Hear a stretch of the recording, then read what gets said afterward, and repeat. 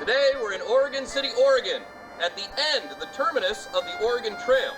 Back in the mid-1800s, hundreds of thousands of travelers started in Independence, Missouri, and made the 2,000-mile trek out here to Oregon City, Oregon. And a lot of people know the Oregon Trail from the famous video game.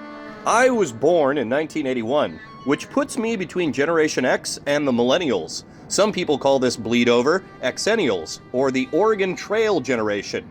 What makes us so special? Well, we had an analog childhood, yet a digital adulthood. We couldn't wait to finish math class, to race to the computer lab, to play the Oregon Trail video game, which seems rudimentary by today's standards, but we didn't know the difference. Our generational overlap is known for the unfounded optimism of the millennials, sprinkled with Generation X's pessimism and a dash of the boomers' nihilism. Nihilist. Listen, I used to think I was going to set the world on fire. Now all I care about is finding a pair of shoes that fits comfortably. Those born between 1977 and 1983 could have possibly been the last generation to play outside. Our parents had no idea where we were, or what we were up to. In high school, we got pagers, and it wasn't until later that flip phones became a thing. In college, there was MySpace, and AOL constantly sending update CDs in the mail. Those were the days of dial-up.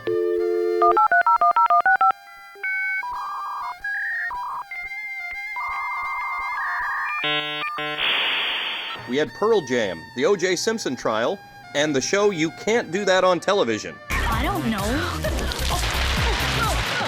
Is it always green? Well, yeah, it usually is, but I guess it could be red. That was California in the 80s and 90s, a different time when there was a sense of freedom. Now, people are leaving California in droves, and that's the subject of this week's cartoon.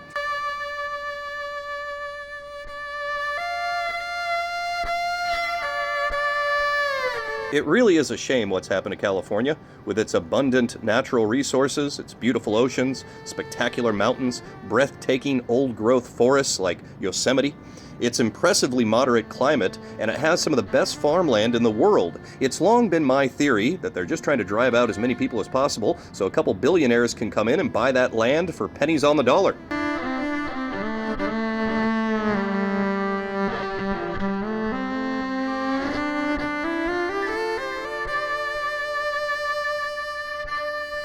Folks in lands surrounding the Golden State often hope that the Californians moving in next door don't bring with them the same opinions and voting habits that helped destroy their home state. Remember, California expats, you're a political refugee, not a missionary.